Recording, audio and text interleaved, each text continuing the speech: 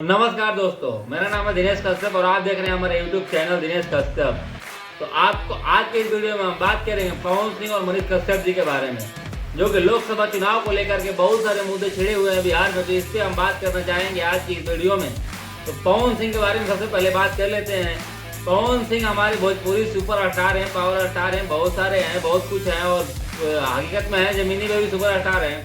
हमारे पवन सिंह जी 11-12 साल से, हमारे ख्याल से 12 साल से, हमारे ख्याल से नहीं हकीकत जो है 12 सालों से बीजेपी के लिए क्या कुछ नहीं किया। स्टार प्रचारक है, कितने गाने गाए मोदी जी के लेकर के, बहुत मेहनत करते हैं बेचारे।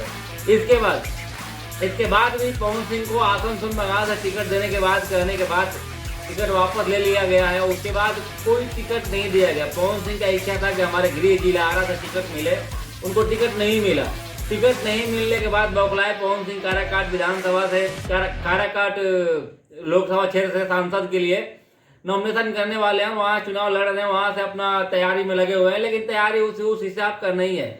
इसी दूसरी तरफ जाएं, दूसरे पहलू में जाएं तो एक तरफ जिस हिसाब से इस तरफ पहुंचते थे उस तरफ उस हिसाब में मनीष कश्यप जी हैं हमारे।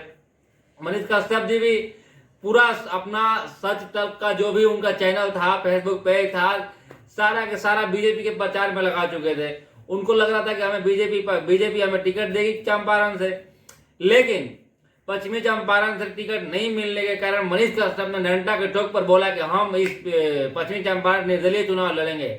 और निर्दलीय चुनाव लड़ना क्या होता है और ठोक बजा के चुनाव लड़ना क्या होता है, कोई मनीष कश्यप से सीखे। मनीष कश्यप का ठोक बजा कर लड़ना और प्रचार करते हुए देख करके बीजेपी को हालत खराब हो गया। बीजेपी का हालत खराब होने का मतलब ये है कि मनीष कश्यप का जगह जगह पे रोड पे रुझान, जगह जगह गांव में बातचीत करना, जगह जगह लोगों से जाकर घर घर मिलना, गरीब लोगों से बात करना और पूरा दिन पूरा रात एक कर देना। बीजेपी की रातों की नींद उड़ गई है।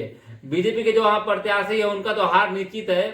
ये हम नहीं कह रहे हैं, वहां की जनता कह रही है। आपको क्या लग रहा है आप एक बार कमेंट करके बताएं। पवन सिंह काराकाट से अगर चुनाव लड़ते हैं, जीतते हैं कि नहीं जीतेंगे, और मनीष कश्यप जी पश्चिमी चंपारण से चुनाव लड़ते हैं तो वहां से उनका जीतने का चांस है कि नहीं है। और हमारे जो भी भाई इस वीडियो को बिहार से देख रहे हैं या बिहार के बाहर से भी देख रहे हैं, तो आप और किसी के लिए इस वीडियो को शेयर कीजिएगा या नहीं कीजिएगा। मनीष कश्यप के लिए हमारे इस वीडियो को खूब सारा प्यार दीजिए, खूब शेयर कीजिए।